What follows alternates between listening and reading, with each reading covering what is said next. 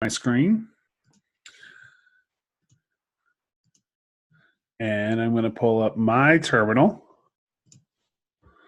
Your terminal will look different than mine. Unfortunately, it doesn't. Okay, this one's getting bigger. All right, so let's talk about Create React App. I can't tell if we're recording. I hope so. I think so. Tell me if we're recording. Cool. All right, so let's talk about Create React App. So in the olden days of React, in like 2015, like the long days ago, we started every React project by installing React, installing React DOM, and installing a number of other packages. And then we had to link all of those up, and just to get it to just to write a little hello world. Okay. And so this was a pain in the butt. It was just so frustrating. It would take possibly up to hours just to get your basic React app going. In the wake of that, there were a lot of projects that people published on GitHub as open source, as kind of like here's just a React boilerplate. Just download this and you start going from here. And it just so happened that it was like a lot of personal preferences. Okay. So behind the scenes, what every React project we've been building is using something called Webpack, which allows us to write ES6 for our browser and use things like modules, all of these new cool JavaScript features. It packs everything up for us. It does a lot of stuff in the background. Webpack is difficult. You will eventually, if you're going to use React or any modern framework professionally, you'll need to learn it. But it's not necessary now for us. We use Webpack and we use something called Babel. And Create React App is using all of that behind the scenes. Okay, so then I don't know if it was last year. I don't know when Create React App came out. It's been in like the last year or two. Facebook came up with their own React boilerplate called Create React App. And so it allows us to type in a simple command line script. It'll build this whole project for us. Okay. On a tangent, Wilfred, Les works with React pretty well already. So all you need to do is just import a CSS file. But that being said, there's different things you can do. And so they created this package that allows us to type a simple command and boom, it's going to build this whole package for us. Okay, this whole project. It's going to get us to where the current maintainers of React feel like React shines. A lot of times when you use Create React App and you read some blog post about some cutting edge, JavaScript feature that's going to be released in like the next 12 versions of JavaScript, and you're like, whoa, that looks really cool. I want to play around with that. And you hop into your React project and you start to work with it, and it's like, nope, doesn't work.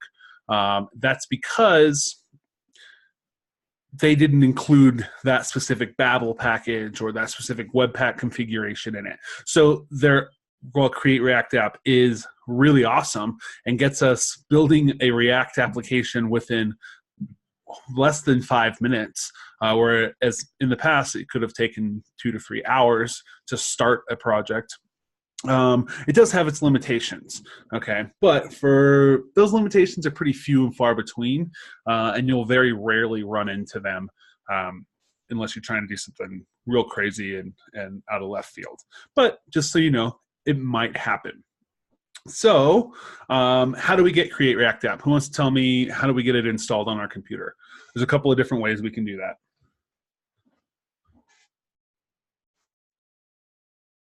Install NPX. So the thing about NPX is it should already be installed if you have the latest version of NPM and Node.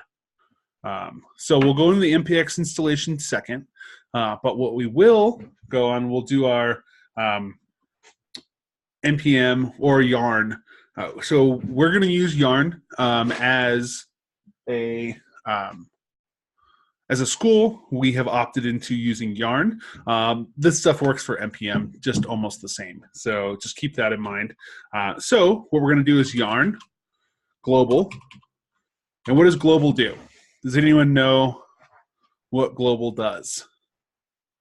Dustin, I'll answer that question when we get to the MPX. It's a good question. Yeah, so what global does, so let me ask this.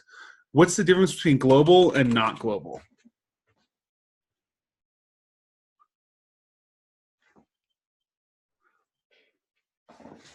Anyone?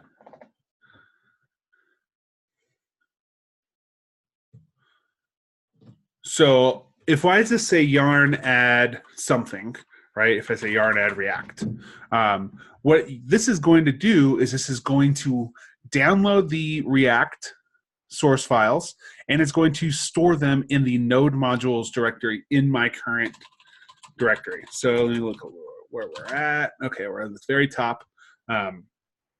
So it's going to install a node modules folder in here.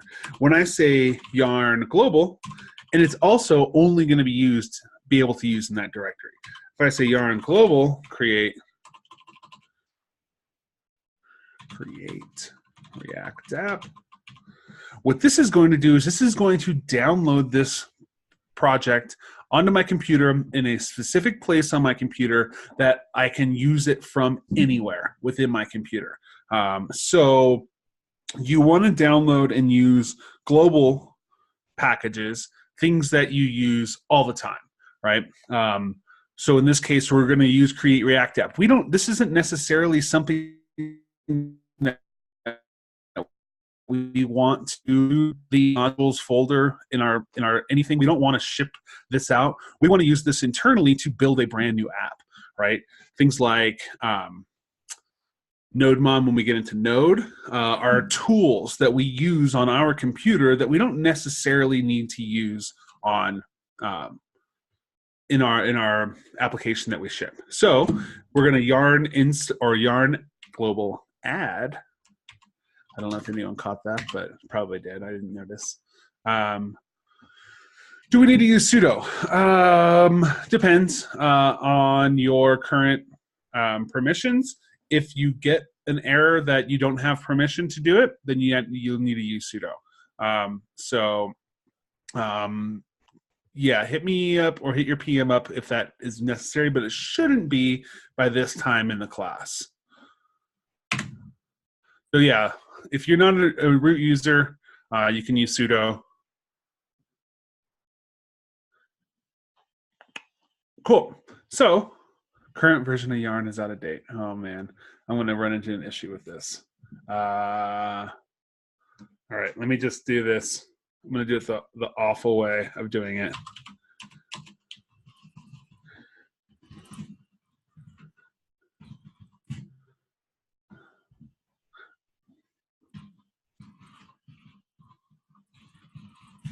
Shouldn't do that. All right, cool. Wait, the latest version, well, I'm on. Okay, we might run into an issue with this. If we do, I'll figure it out. So I have added this now. So now I can say create React app. And what this is doing, does anyone know what happens when I just type the name of something into my terminal here? Anyone knows what's going to happen?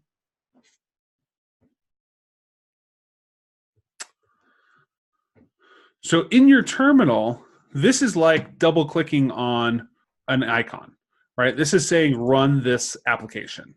Okay, it's going to run it. It's already downloaded it. This is just going to say run it. I'm not talking about create React app specifically. I'm talking about when you enter something in your terminal. So I'm going to say create React app, and I'm going to look at the version. So now I can see. You can also do which create React app, and it'll show you where it's at. But I can say the version, so now I know that create React app is installed globally on my computer. At this point, I can now use create React app. So I say create React app. And create React app asks for one argument. And an argument is going to be given on your command line by using a space and then typing in the name or what you're going to use for the argument. Does anyone know what the argument that create React app is?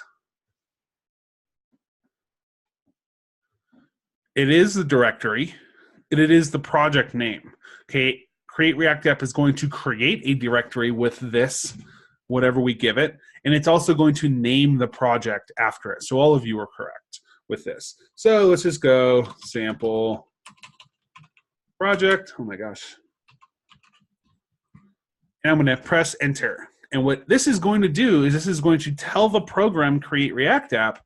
It's going to tell that program create a new project, set everything up, build the whole Webpack thing, do the whole Babel thing, download everything you need to do, and give me what you got. So now we wait. And for some of us, this is going to be quick. For some of us, this is going to be a long time. Look at this. 27,000 dependencies. Pretty crazy.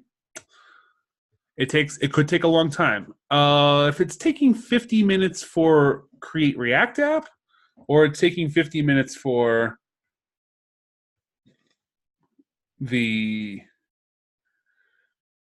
to download create React app, because to do this should not take 50 minutes unless you are on like a 56K modem.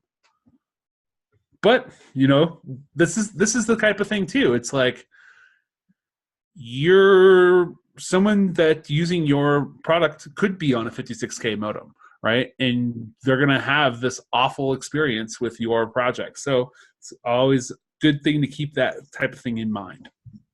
All right. So let's look through here.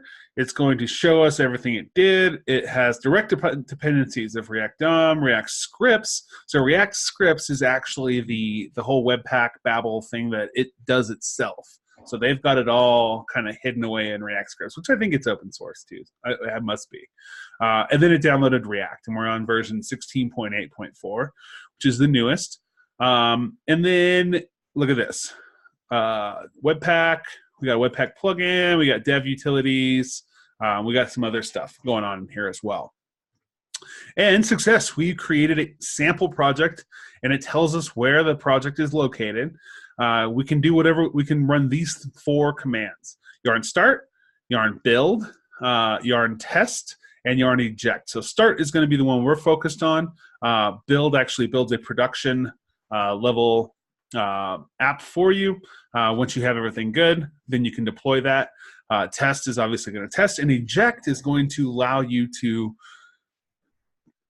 get all of that Webpack Babel stuff out, and then you have full control of it. Okay, so there are a bunch. So yarn eject, it's going to give you like 25 warnings. Like, are you sure? Are you sure? Don't do it unless you're sure, because it really does get crazy and confusing. So for right now, we can just do yarn start when we get our project. So let's go. What's the next step? Who knows the next step? Yeah, it's the one everyone forgets. It's the one I forget all the time. Is you got to actually go into your directory now. So if we go list, we're going to see that sample project is a directory, and we're not in it yet. So we need to cd into sample project. You will forget that. You will yarn install or yarn or npm install on your root level directory at some point. And you're going to be like, why isn't this working? Nothing's working. And you realize you're not in the right folder yet. So now we'll see we have this. And I'm going to use Visual Studio Code. I'm going to open that up. And let's take a look. So we have our node modules directory, and look, this is what possibly could take 50 minutes, right, to download. It downloaded all of these projects, and it needs them all. Okay, this is the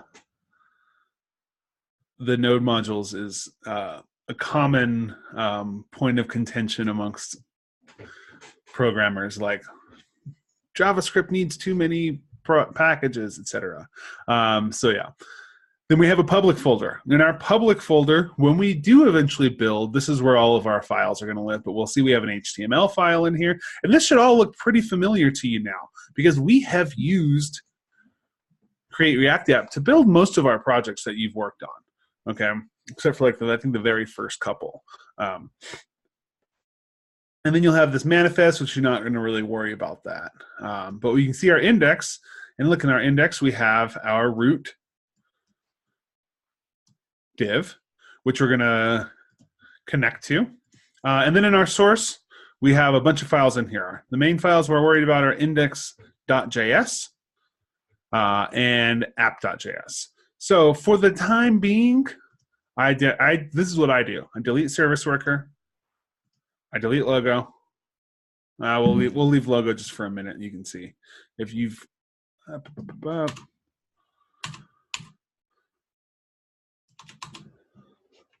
save that, come back.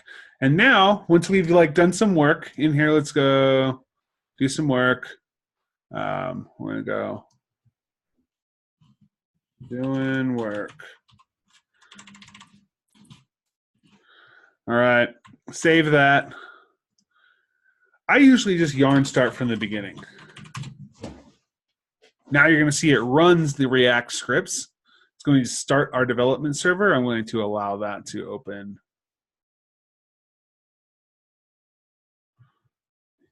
It's opening on my other screen. Where did it open it to?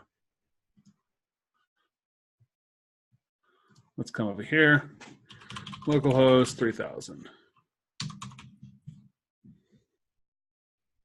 And now we'll see that we're not going to mess with service worker. That's for creating a progressive web application, and we don't go over that. But you can read that documentation that it links you to and look into it yourself. We don't actually yarn install, right? We just yarn because yarn already knows that that's install. Let's see what else we got going on. That code shortcut, that VS Code shortcut, you can get into in your VS Code. It's in your preferences. I think it's like open code with one click or something like that. You can check it out. It's pretty easy to set up. Yeah. So, okay, cool. Great idea. Let's get rid of that stupid spinning logo. So I usually get rid of everything when I start. I delete everything because I want to build most of this for myself.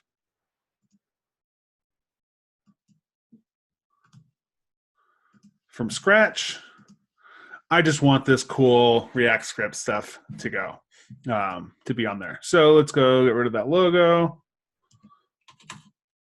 Let's get rid of this.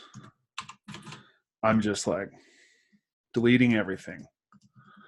And I suggest you do the same because save that and we'll come into index. We'll get rid of that. And we should be good. Okay, look at that too.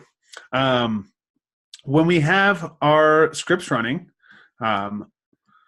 it does something called hot reloading for us.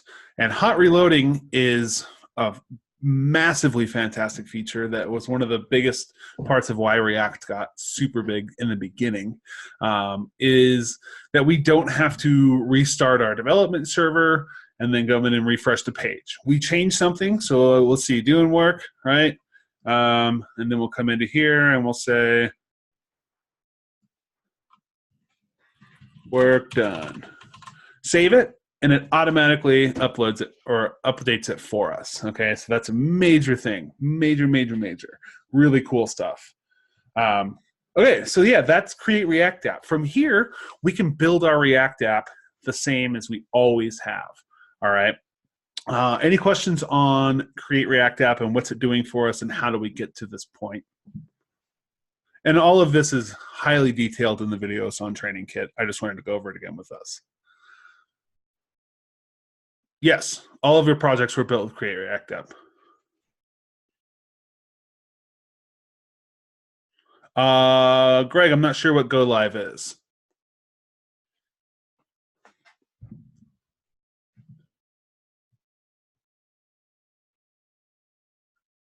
Still unsure. Live server, yeah, I mean, it doesn't have hot reloading. So you could have live server, but you would still need to come in and refresh. Hot reloading automatically updates it for you. And it listens for any changes to any of your files. Now, that being said, there are dozens of other things out there. Cool. Then it does re-render after save. There's tons of projects out there that will do the same thing. Hot reloading is a big thing. Obviously, it got really big in 2014 after React came. I don't even know if they came out with it, but they shipped it with it, and everyone wanted it.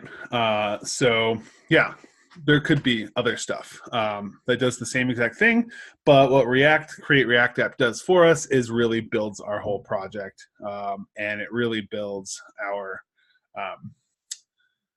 the scripts that are running behind the scenes for it, that are compiling everything for us. Cool. Any other questions? Let's go through the other way to do this. So I'm going to close this. Anyone know how to get out of this? How to stop this from running? There you go. Okay, I hope everyone does by now. Cool. So I'm going to remove. Don't use this command unless you know for a fact that you want to delete whatever you're deleting permanently.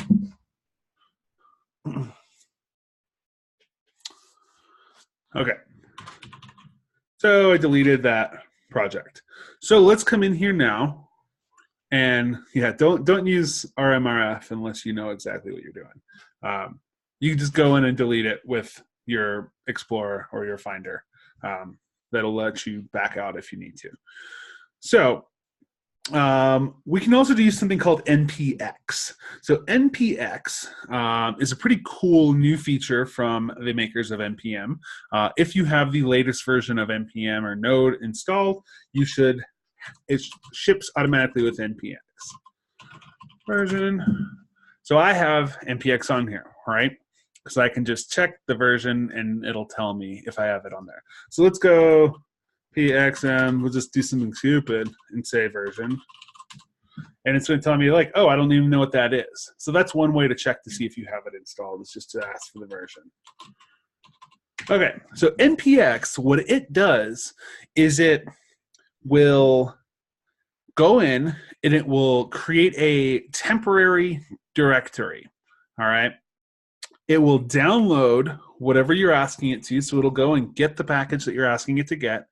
It'll get that, and then it will run that package.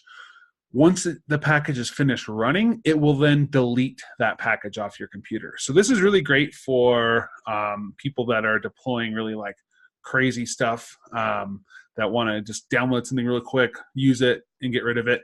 It works for us too if you don't want to use up a bunch of space on your computer for, lots of dependencies and things like that.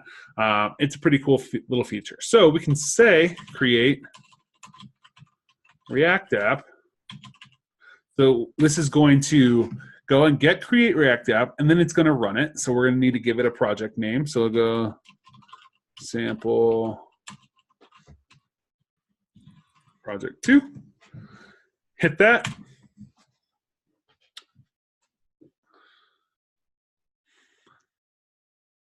And now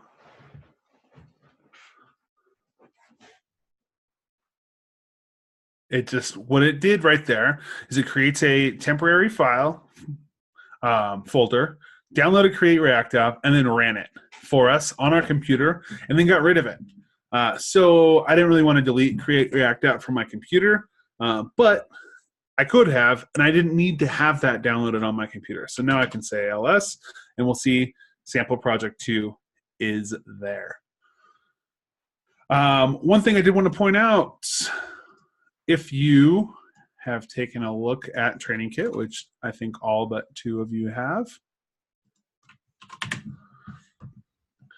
There are a couple of common errors that you might get. First error is that you do not have a compatible version of Node. You can use NVM. NVM is Node Version Manager. So you can just follow that link, install NVM, and then I don't know if I have NVM installed. I use N usually.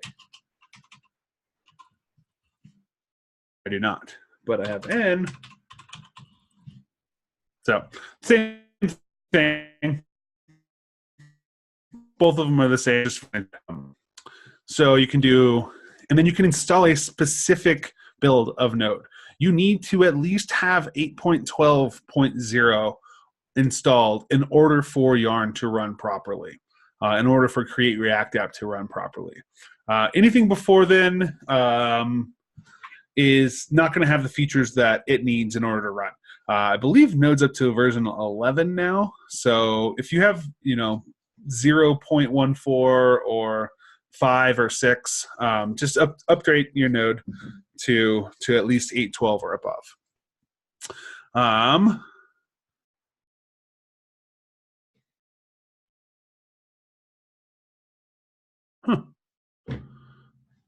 Okay. The second one is our yarn start error.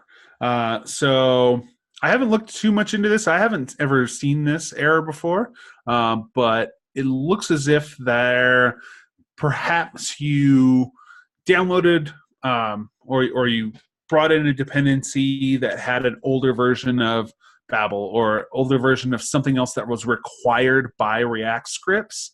And it installed that instead of that newer version. So there's a little step-by-step on how to do this. You're going to create a .env file in your project directory, and then you're just going to add skip pre-flight check equals new to that, save it, and you'll be good to go. Then run yarn start, and you should be good. Cool. And has anyone seen either of these errors yet, besides the one Christopher talked about?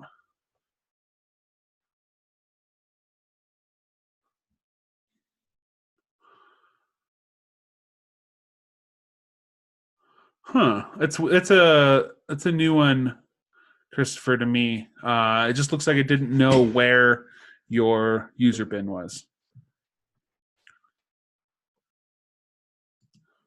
I have seen another error recently that I believe has something to do with my version of Yarn, but hopefully all of you have installed Yarn within the last few months, and so you should have the latest version. All right, yeah, there's a bunch of other errors that could happen. Hopefully, there's easily Googleable and Stack Overflowable, and we can get to them quick. All right, that's Create React App. Honestly, it's like changed the React game.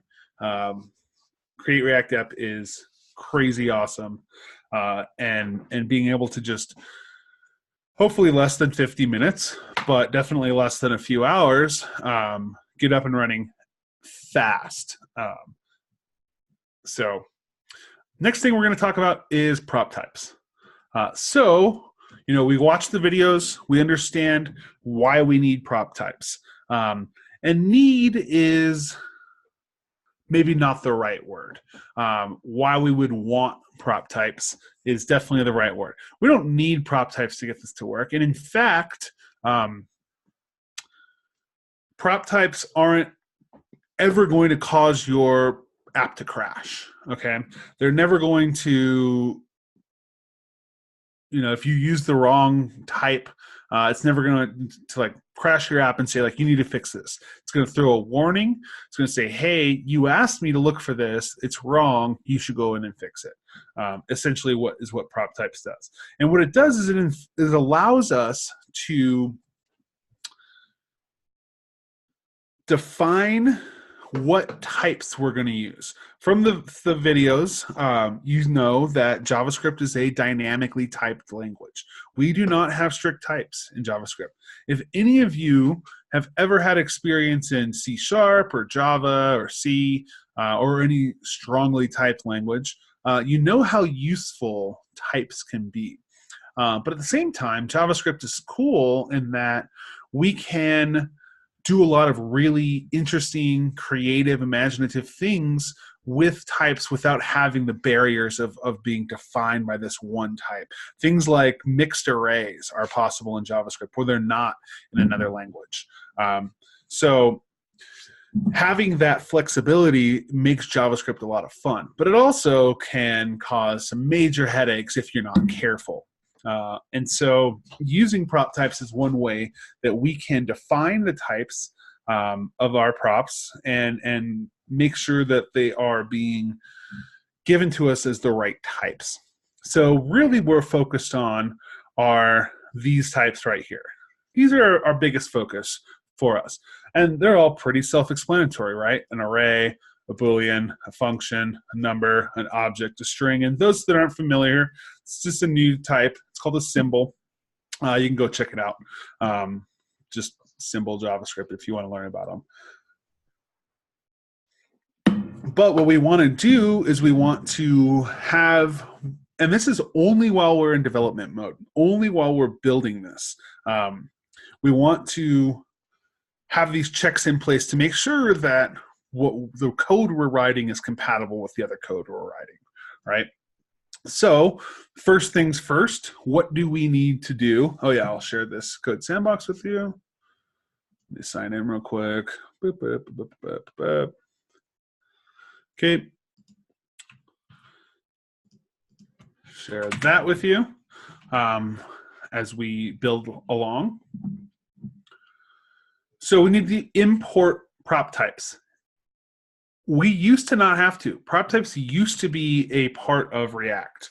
It used to be built in, but React, in wanting to keep as slim as possible and as unopinionated as possible, took prop types and made it a separate project. And they did that because of the growing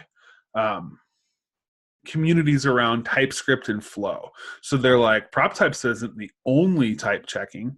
There are other projects out there, and if there are other projects out there that other developers want to use more, we shouldn't force this prop types on our developers. So just know that there are other type checking projects out there, TypeScript being the biggest one. So what we're going to do, and that's why there's no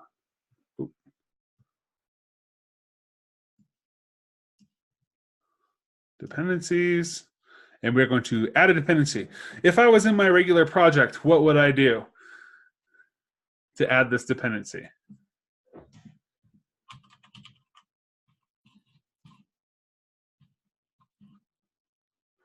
You can npm install.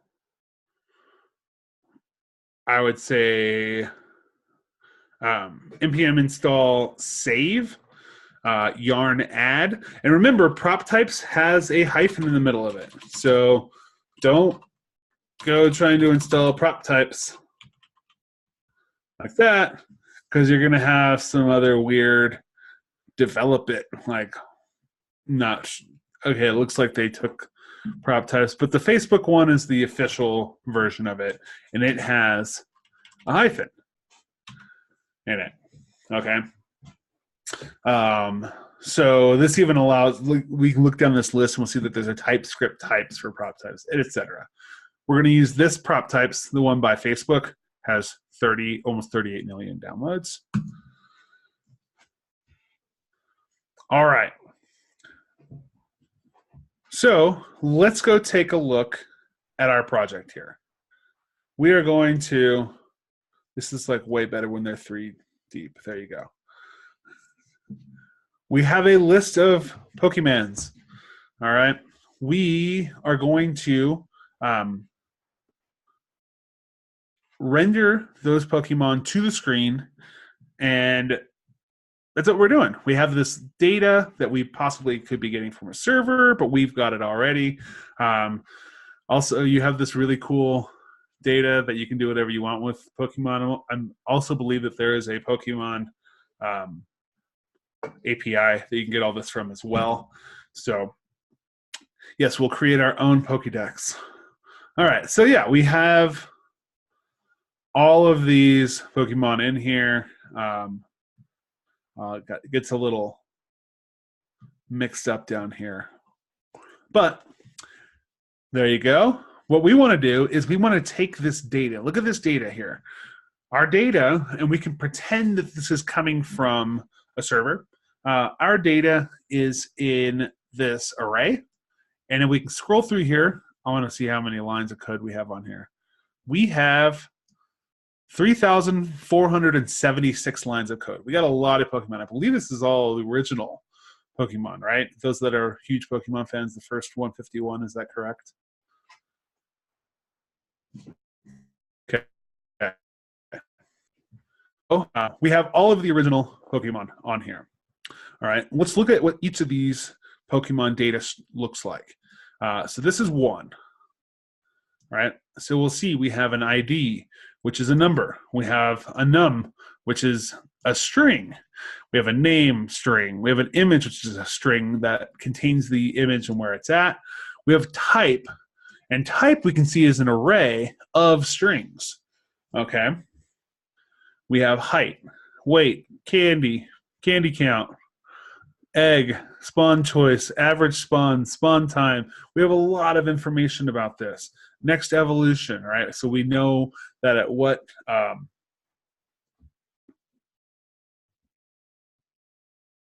don't know the word for it. What's the experience points for Pokemon? I'm not sure, but at where they evolve to, okay? Poke points. There we go. Weaknesses, etc. So we've got a lot of data in here. All right, let's come into our app. Okay. Poke points. Dang it. All right. Well, yeah. See, I'm like an old role like RPG gamer, and so it's always been EXP for me. But cool. No, Pokemon was a little bit after my time. All right. So in here, we'll see that we are importing the data. We could very well be, loading our app and getting this data from a server. For now, we're getting the data, okay? We are setting it to the state on our app, all right? And then we are passing that state down to the Pokemon component here. Really simple, probably a little too complex for what we're doing, but just goes as a really good learning exercise here. So we have this Pokemon component, come into this component, and we're first and foremost, we're just going to log props, okay? So let's open our console. We'll see that our props come down, and we have one prop called Pokemon. And on that prop is an array. So let's set our first prop type to just check for the type of Pokemon. So how are we going to do that? What's the first step we need to go through?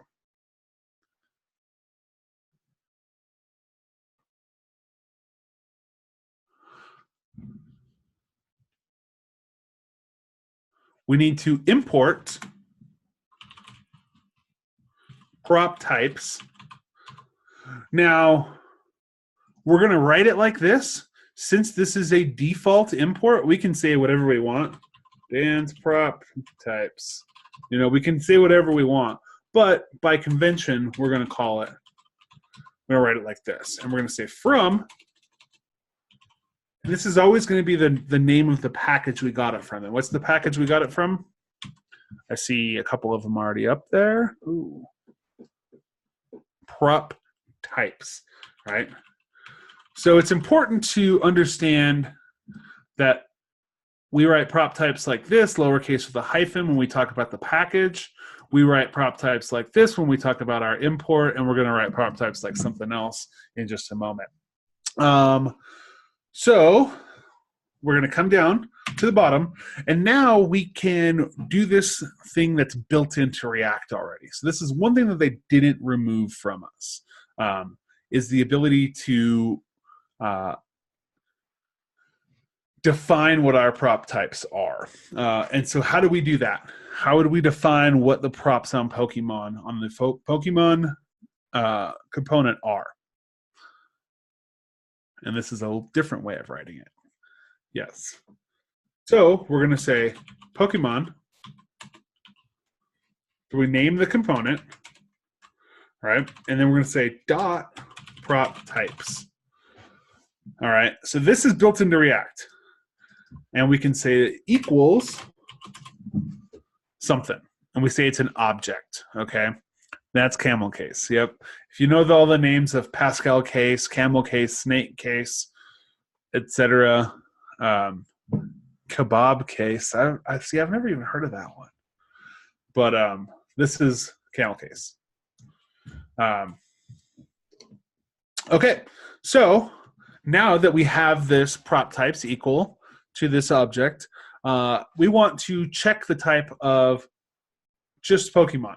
All right. Just Pokemon. And how are we going to write that? I see why it's called kebab now. I mean, it's pretty ingenious.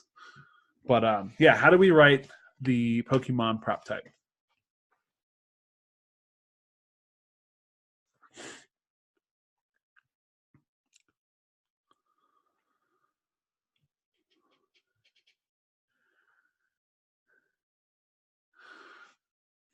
Yep, we are going to just give the name of the prop.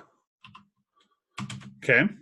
And then we are going to use the prop types library. And we can check and see how we use it in here. So if we have an array, and we're only going to do an array right now. We'll come back in a minute and fix everything up to be really defined. But for right now, we can see that we use prop types dot array. So let's come into here. Prop types dot array. And that's it. Let's get rid of this console log. We'll see nothing's logged on here. So it works, right? What if I change this to number? Notice that our app does not break, right? Nothing breaks. But if we look in our console, we are going to get a stern warning. Failed prop type, individual prop type Pokemon, and it's going to say it is currently of the type array, but they expected it to be a number, right? So that's where we're going to get our errors at. Once we build this and release this to production, this stuff will cease to exist. All of this prop type stuff will be removed by our awesome build process.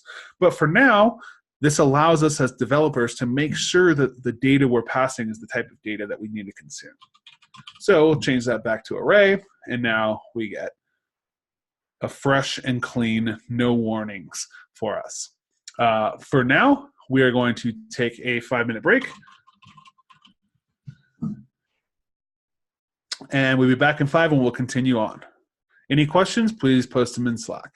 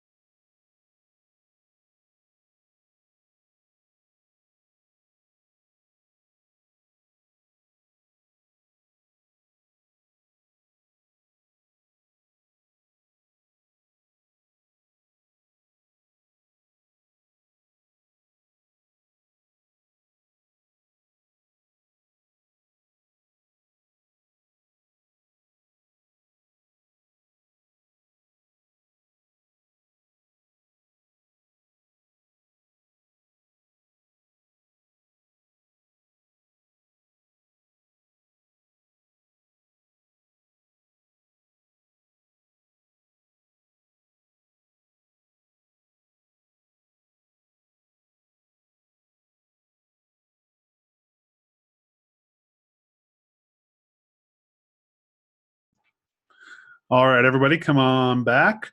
I saw a question that I wanted to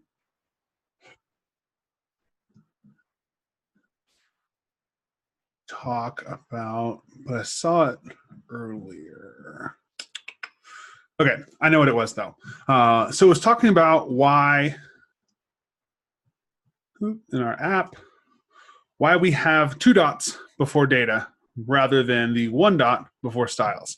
Anyone have an answer for that? Anyone know why we do that? What the 2 dots means? Because it is important. It's really important to understand that.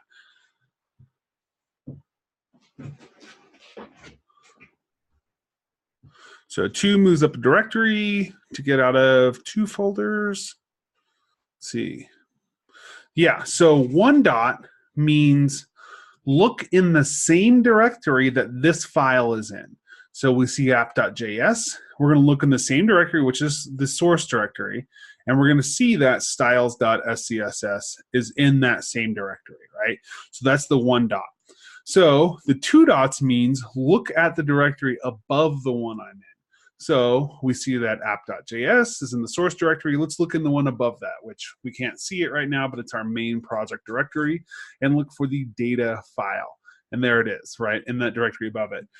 If we have 10 directories above that we want to get into, we can simply do, right, as many directories up that we need to get to. And we're going to have an error here shortly. But this just tells us move up 1 directory, move up 1 directory, move up 1, move up 1, move up 1, move up 1, move up 1 until we get to where we need to be. Okay.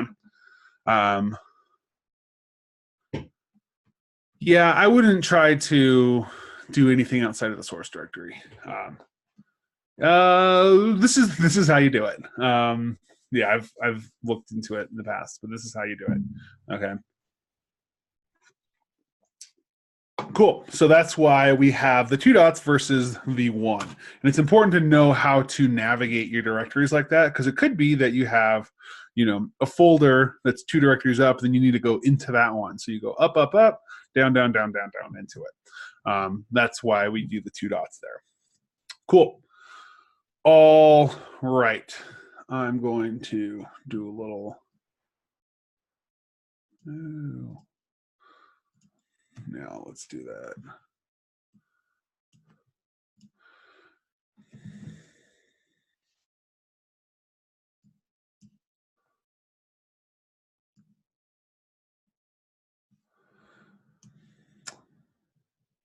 One second.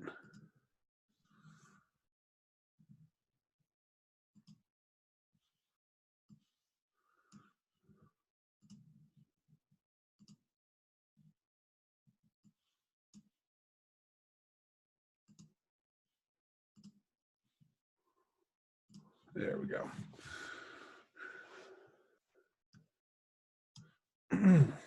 All right. So we now have our Pokemon as an array, right? And you're like, yeah, like that works, but man, look at all of the data in here, and we're just only going to say we want this to be an array, all right? So we can actually go many steps further than this. So let's say we want it to be an array comprised of objects. Who knows the correct prop type to do an array comprised of objects? Just an array comprised of anything. So we have shape. We can do shape, and shape works really well. But we also have a very simple one, and we're going to use shape in just a minute. We have array of. So we can say array of. If we know that the entire array is going to be comprised of objects, we can say array of. And so we can say Proptypes dot object. And now it's going to look to make sure that this is an array, the Pokemon's an array, and inside of that array, every single item is an object, right? And that's what array of does. All right. So, if this was an array of strings, which we'll see in just a moment, we can do array of strings, of prop type strings, or string, excuse me. So remember that there is no, it's not objects, because we're going to give it the proper prop type. So proptypes.object is going to be very generic. It is going to say, look, is it an object? Yep, sure is. That's all I care about. A few of you had the idea of using shape for the array of. And what we can do is instead of the array of, we can do shape for this object.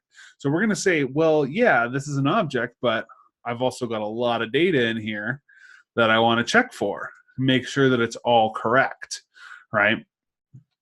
So we'll come in here and we're going to do shape. So shape is going to allow us to build out our own object. And we would, this would probably be referred to as a schema, and you'll learn more about schemas in, let's see what we got. Not yet. When we get to back-end stuff, but we're going to define what this object is supposed to look like. Can you chain it? I don't think that there's a reason that we would chain on here. We can do things like this, which we'll see, but I don't think there's a reason we would chain multiple prop types together. Okay, so let's go look in our, we have array of, and we have shape here.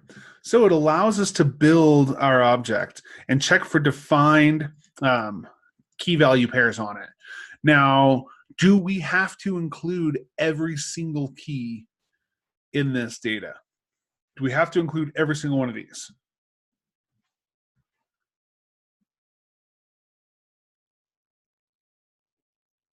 Nope, we don't, right? Because maybe some of these are optional, right? But we want to make sure that the ones that aren't optional are there and that they're of the correct type, okay? So if you had, let's say I had egg on one of them, and then some of them don't have eggs. And then it would say egg is supposed to be a string, and it's like, egg isn't a string, it's undefined. You know, so there's a reasons we don't want to have to include all of them. But let's include some important ones right now. Let's go ID, name, and image. So the first one we're going to say ID.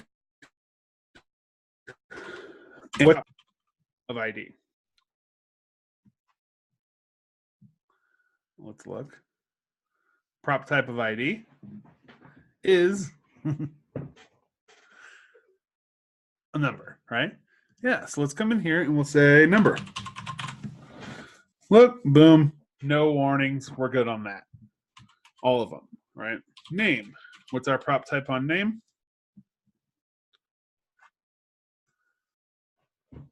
That is a string for us. As far as the question Rain had, I'm sure that there is a tool. I've not used any, but I'm sure that there is a tool that would do that for you. Prop types dot string. Okay. And let's come in here and say image. What's our prop type on image?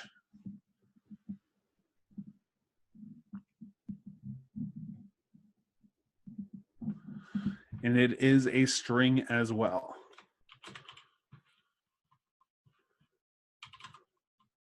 Okay, cool. So we are getting there. We have the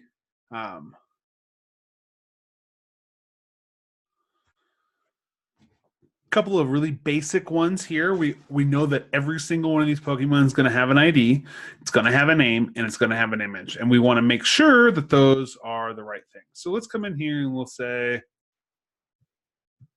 let's go like really deep. And we'll say this is 122. And boom, look at that. We're already 122 deep, and we're going to get Pokemon ID of type string supplied, expected it to be a number, right? So if there's any inconsistencies within our code or our data, we're instantly warned about it, which is awesome because you might be coming in here and manually creating these, okay? And you're going to be like, oh, the ID is 122, the ID is 123, the ID, and you're going to write a string. And you come into your code and code that you might not see until it's in production. You might not see it fully tested, but we're instantly going to get feedback that, hey, that's wrong. What you were looking for was a number and you gave me a string. Yeah, you might get faulty data from a scraper. You might get faulty data from an API. You shouldn't, but you might. You might get different data from an API, and that could be an internal API as well. So it's a really awesome thing to be able to check that stuff instantly. All right.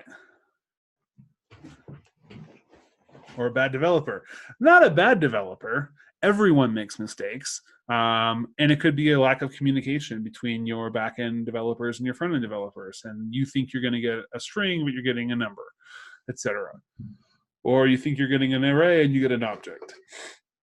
Exactly. Lots of stuff can go wrong, and the ability to check that stuff before we get there is awesome. Okay, so let's look at, and this is a cool little advanced one. Let's look at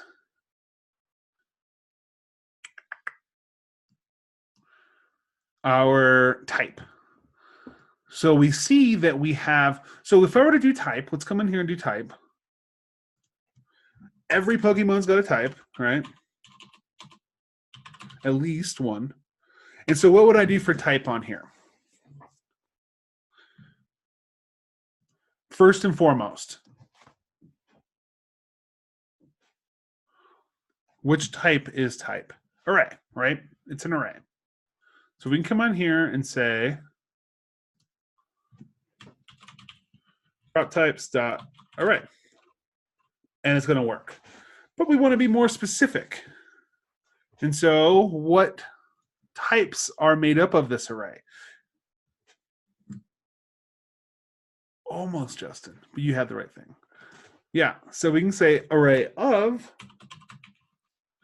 and then I can say prop types, if I spell it right, string, right? Okay, well, we know that there are a set amount of types that a Pokemon could be. There are very specific types, and I have a list of them in front of me because like I told you, I'm not the biggest Pokemon person, but there are a set amount of types that it can be. Okay. We see that Bulbasaur here is grass and poison. We see that, of course, we see that there's a fire type. We see that there's a fire type, and of course, those are all going to be the same. Water, bug type, right? And there are actually a list of 1, 2, 3, 4, 5, 6, 7, 8, 9, 10, 11, 12, 13, 14, 15 types that we could possibly have. In the original 151, I'm not sure if fairy was in the original 151, but we have grass, poison, fire, flying, water, bug, normal, electric, psychic, ground, fighting, rock, ice, ghost, and dragon. All right. So those are the types that we can have. So let's look into something that can say, like, we only want this array to contain something on this list that we've given it. So we can look into here. Does anyone know what it is before I find it? This is a pretty advanced one, and I don't think it was in the it's not a symbol, although it's a good guess. So I don't think it was in any of the training kit stuff. So here's it's on here. I gotta look for it. There it is. One of. There it is, exactly. It's called an enumerator, okay? And we're going to pass it a list, and it's going to say only accept not only strings, but strings that are contained in this list, all right? So we can use the one of, all right? And you can come through here and see all like the really crazy, you see object of, array of, shape. We have functions. We have the is required as well. So let's actually put an is required on our first three. So I can say number is required.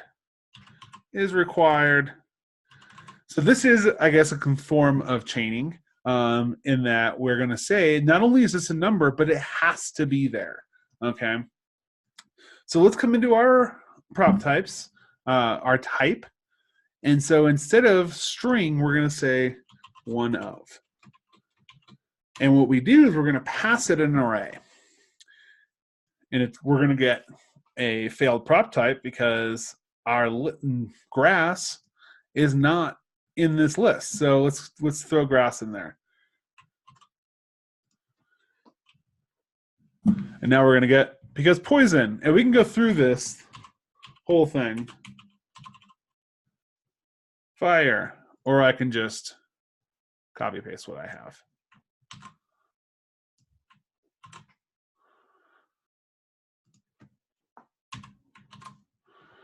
So now we have this array of all 15, I believe it's 15, right? 14 of these types. And now we don't get it. So let's remove dragon from that type list. And we should get it because dragon is on one of the Pokemon. Dragon. It formats it automatically like that, Will. It's an extension called Prettier. I am on Code Sandbox right now, so Code Sandbox automatically has Prettier installed, but you can install the Prettier extension for VS Code, which will do that on every save. I highly suggest installing Prettier because not all of us write pretty code. I know I don't. And Prettier makes it all nice and neat for us. But if you have another opinion, that is totally valid as well. Lots of code formatters out there. Let me see. If we only want gas, poison, and fire, yeah. If we only want those ones, we're also going to get some bad stuff because we have Pokemon that have type of flying in there and of dragon and of all that stuff. And what would happen if I said I wanted a Pokemon of type Dan in there as well? Yeah, that's fine, right? You can add as many things to this list as you want as long as all those items are in this list. Okay, so there was and there was skill, right? That's fine to add all those stuff to this list, but it's going to check to make sure that all of the items are on this list. And so we can do that for weaknesses as well, right? We can do that for weaknesses, yeah. But so we have multiple areas where we can add defined sets lists of Greg, that's it. It's all console logging, right? Because this is not, because Proptypes is not going to break our app. Console is all we get. It's debugging tool. It doesn't do anything. Yep, you're correct. This allows us to stay on track and to make sure our data is the way we want it to be. So that was crazy. Like in a list of, let's look at, in a list of 151 objects, which that's not a ton. Why didn't dragon? Is dragon not, we don't even have one of dragon on there? I thought we did.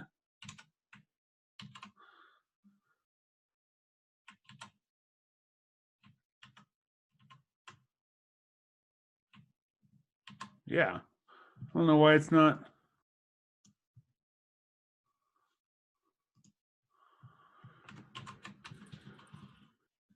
Yeah, we certainly do. Why is this not throwing an error for us? One of.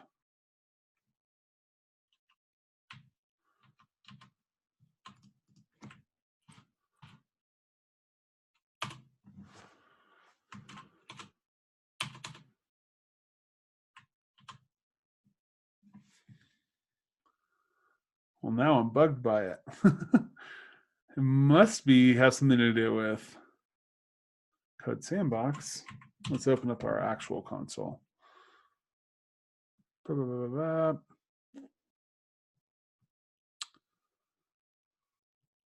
getting some real errors. These are all real errors in red. The warnings are all in yellow. Failed to parse source map.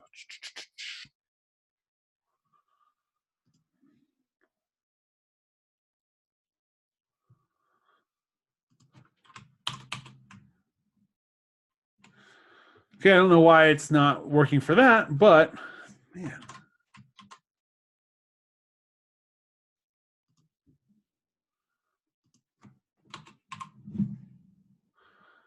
All right, we'll just come into here and see. I don't know why it wasn't working for that. That's really weird. Well, we have Dragon in there, so we'll see on number 91. Look for the value of Ghost, but it wasn't in there. Let's go. Boom.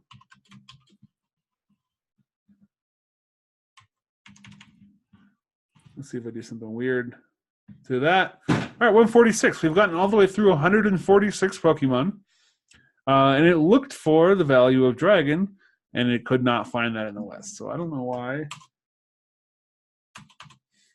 That's so strange.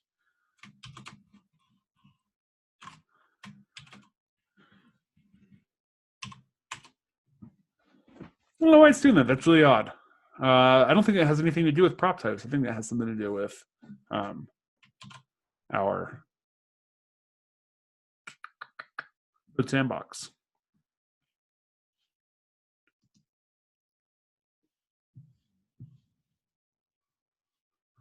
Yeah, I don't know. Don't know why it's doing that. But that's how we use one of. All right.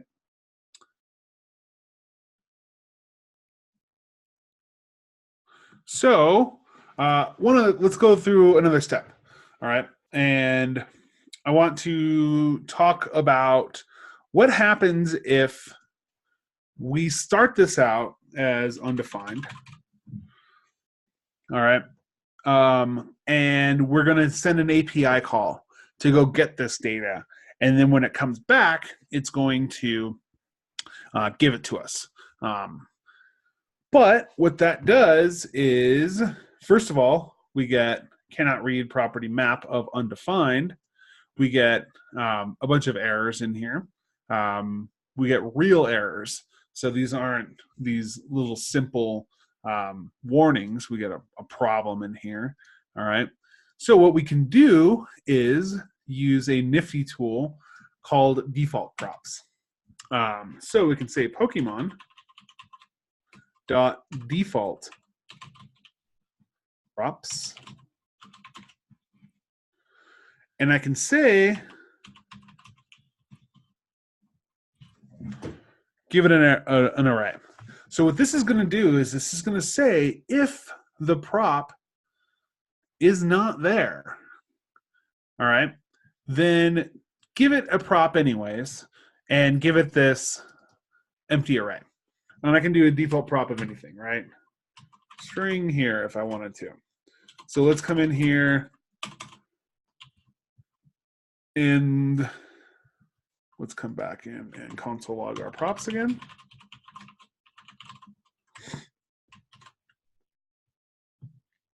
And we'll see we have that. And then let's just say that I wanted to give it another default prop of color. All right, someone give me a CSS color.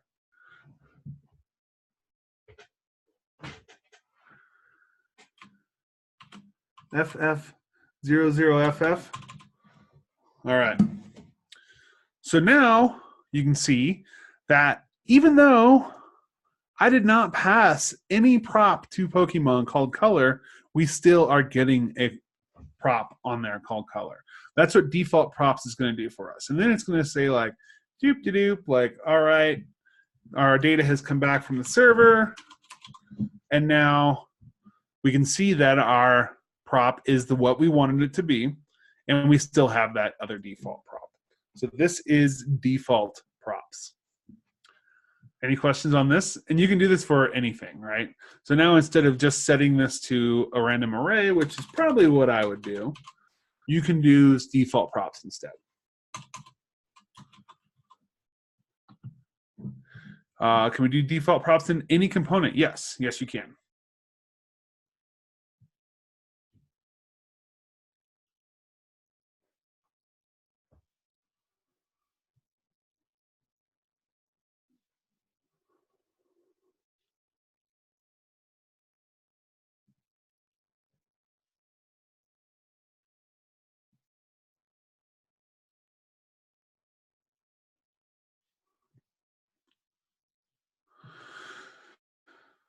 Default props are important if our component is expecting that prop to be there, okay? If it is expecting that prop to be there, and if it is going to break if it is not there, then we can use default props to just then put in a stand-in for us while it's not there, right? So if I had this on here, I don't want to just add anything into there. We can say we expected there to be a color, all right? And that, you know, if we didn't supply it, we'll just give it a default, all right?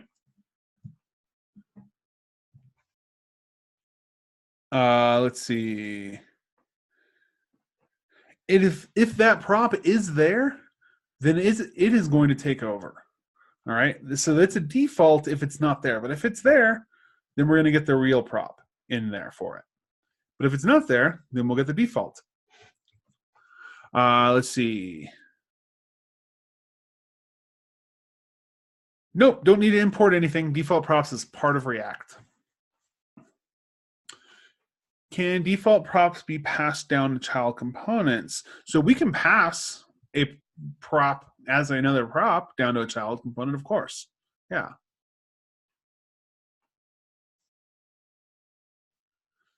Exactly, Aaron. So yeah, let's just say on Slack, right? So some of you, hopefully not many of you, don't have your picture on Slack. Okay, and when you what you have when you don't have your picture is just the default photo, right, or the default little image, and that's probably saying if that doesn't exist, if your photo doesn't exist, then throw this in there instead, because I'm expecting there to be something there. I want there to be something there. Yes. Right. And I think that almost everyone on here does. But, you know, so that's what the default's for. We want something to be there. We're expecting something to be there. If this is not here and this hasn't come back from our server yet, then our app does not work. Okay. Our app is broken. But if I have something default in there, then our app still works. It's not broken. We're not seeing anything on the screen, but it's still working for us. All right. So that's what that default props is about. Sometimes you are building components that are going to be used by maybe a team on the other side of the building or the other side of the campus, right? And they're just going to use it. And you're going to say like, well, certain things we are requiring this component to have, but maybe they don't know about those requirements. And you can just put in a little default instead. You could absolutely use this for a loading image, for sure. Is it standard to always use prop types as well as default props in building React apps? What's standard? I don't think there's anything standard in React. I would say that there are other ways of getting that default props thing in there. Prop types should be used in the development cycle. Not always, right? You can, like I said, this is not a requirement. You can build a React app without using prop types, but it is good knowledge to have in here. So, yeah.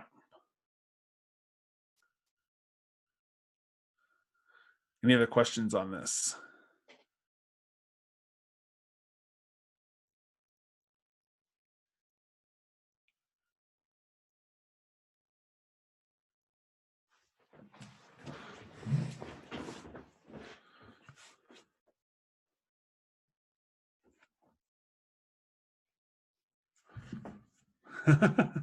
TypeScript is way more powerful, but it's also much more difficult to learn and to get up to speed with. So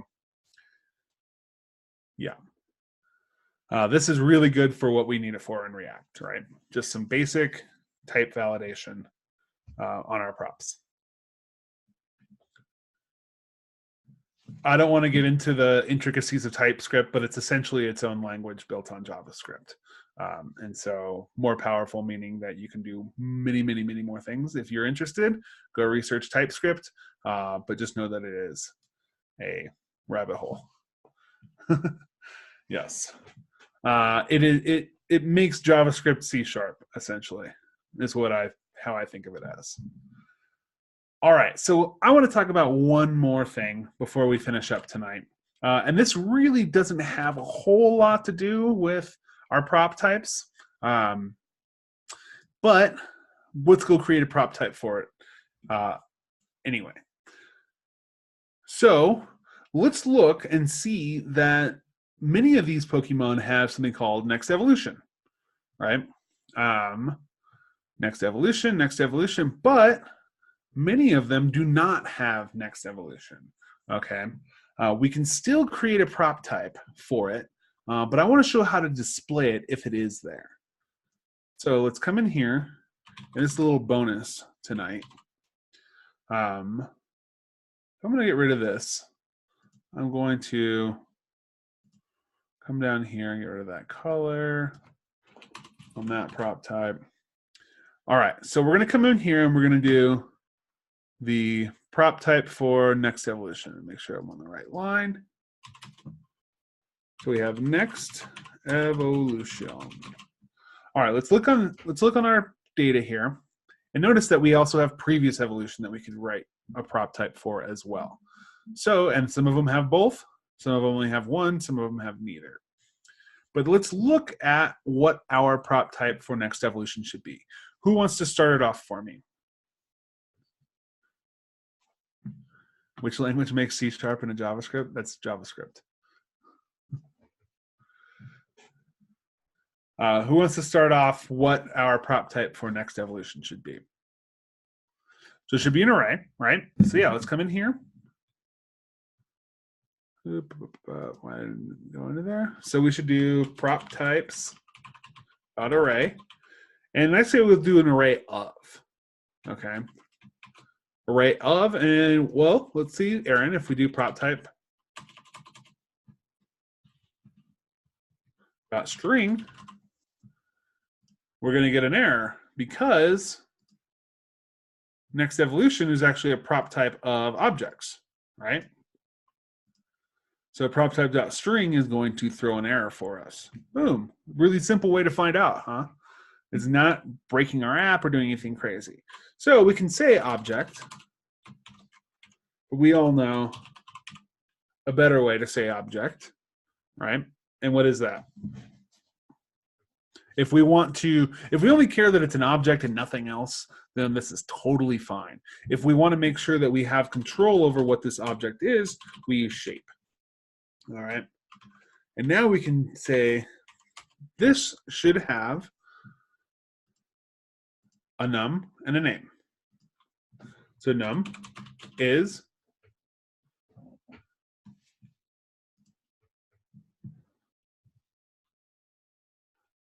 and name is. They're both strings, right? So let's come in here and say prop types.string name types.string. And we can come in here and do this as well. Same exact thing for previous evolution. Okay. And so, yeah, now we have defined what those should look like. If I wanted to make sure that there was a next evolution on every single one of these, what would I do?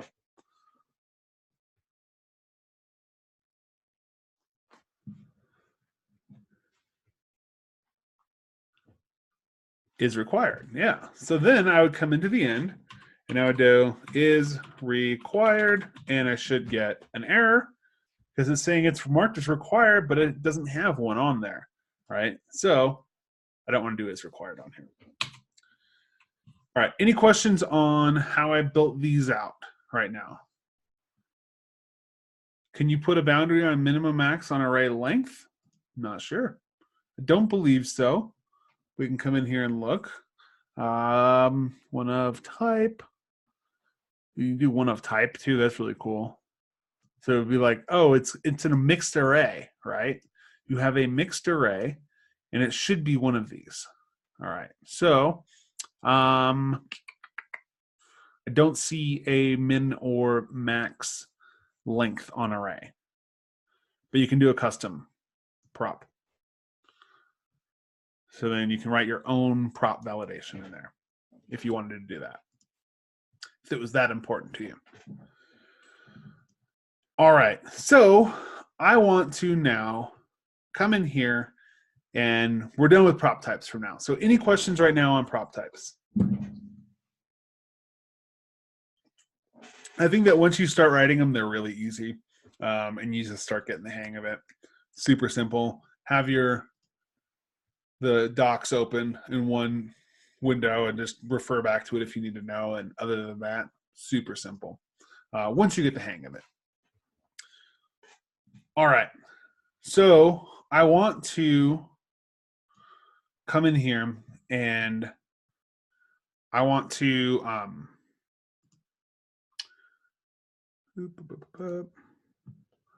render the next evolutions and previous, or we'll just do next for right now, programmatically, and only if they exist. Okay, so I want to come under here and say, let's just do, how would I access next evolution first and foremost in here?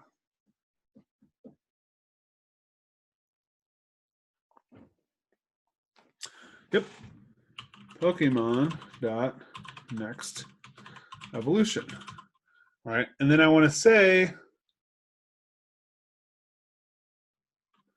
dot map because it's an array, and now I'm going to get undefined as not a function. Why am I not on here?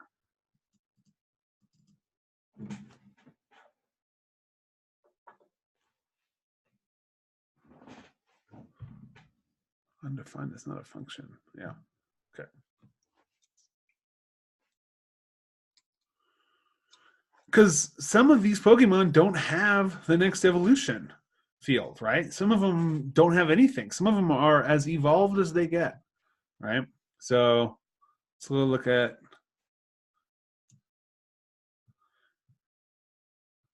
Charizard. Has already evolved to its maximum evolution, so it can't get any more evolved. It has some previous stuff, but it can't get to it. Okay. So how do I render these to the page if they're there, and don't worry about it if they're not? No, you don't. Okay, that's a filter. Could be a good way of doing it. So I can do dot filter, but I can only do dot filter on an array. I can use an if statement, absolutely. A ternary, yeah, I can use a ternary. I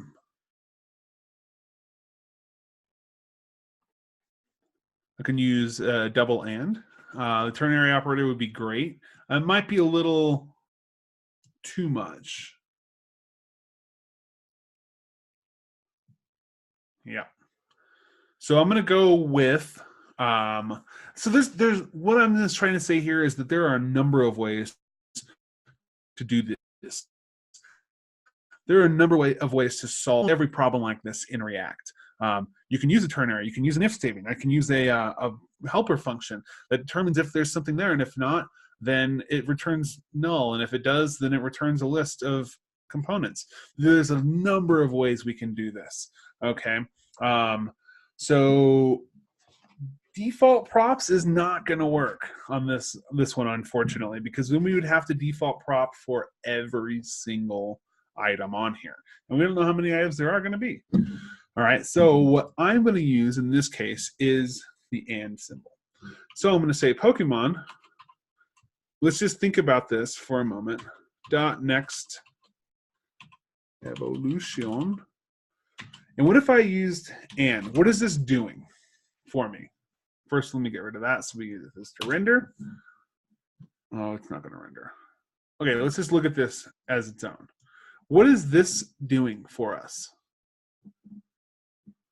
It checks the Boolean statement. Okay, it's going to check, and this is where the beauty of JavaScript's dynamic typing comes in. All right. It's going to evaluate the truthiness, and thank you, Will, for that.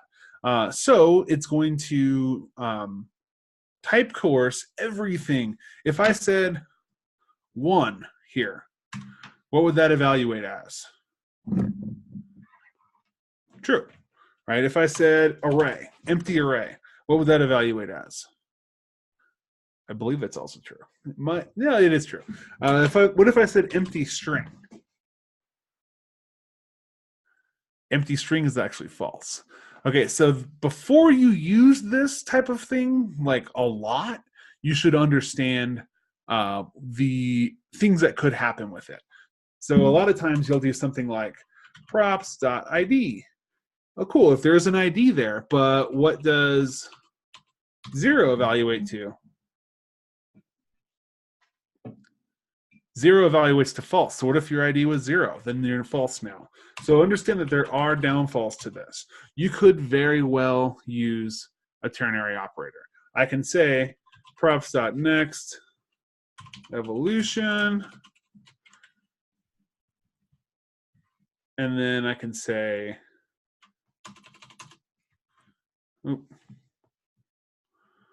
dot map or no, right? I can do this. That works, okay? Or I could do a very simple way of doing this because we're only checking to see if this exists. So the thing about these comparison operators, or logical operators, excuse me, is that they always compare in order, all right?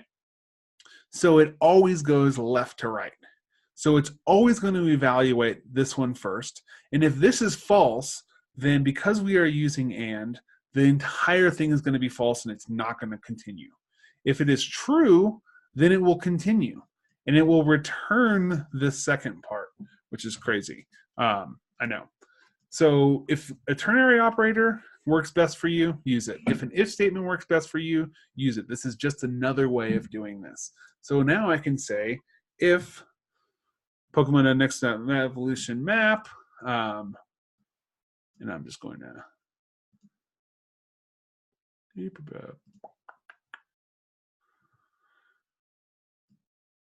copy a little bit of code that I had in here. So this is a callback, right? That's going to return a next evolution. Okay, it should work. Did not work. Why is it not working? Okay, let's see. Oh, that's what it is. That's what I was looking for. Props.Pokemon. I was like, why isn't this working? Because I did not write this correctly. And it's actually not.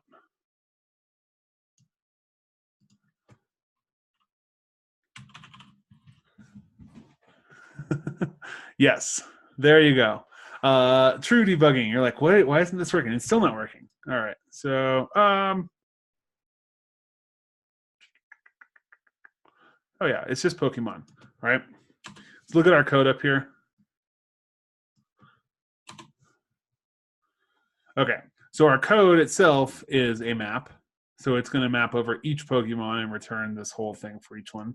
And this is going to map over just the next evolution stuff. It's working now. We can see that. Bulbasaur can eventually turn into Ivysaur and Venusaur, right? Charmander can turn into Charmeleon and Charizard. Charmeleon? Okay, so now it's working. This is just another way. I could have, like I said, very easily done this.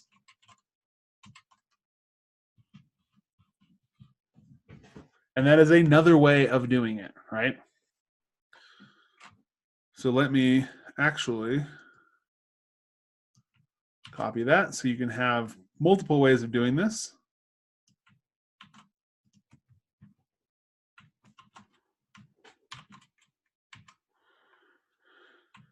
And then I will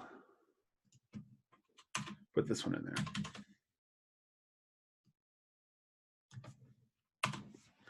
So you can see that there are multiple ways of doing this. Where's Venusaur at? Now I gotta look.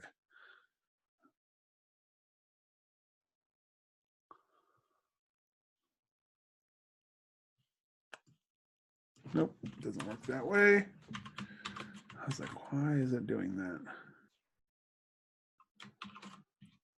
Okay. All right, so this was a little bonus. I wanted to show you a way of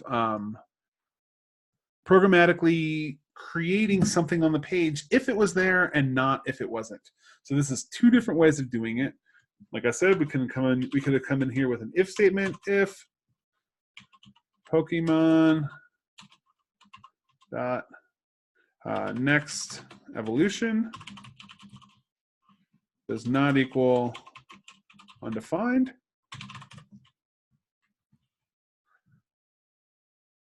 then do this.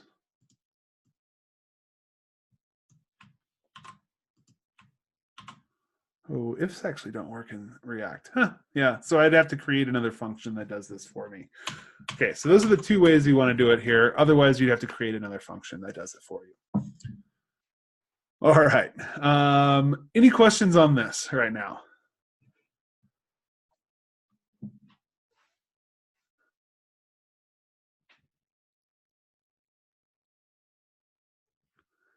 Questions. All right, this is this little bonus stuff. You're really focusing most on the prop types, default props, create React app, but this is the type of pattern that you're going to see a lot in React. You're going to have to use a pattern like this or a ternary a lot in React in order to get things to display if they're there, not if they're not. Okay, fairly, I'd say most of the stuff tonight, other than this, is pretty straightforward. Once you start writing prop types, you'll get the hang of it really quick. Yep, I'll save this, share, and we'll call it an evening.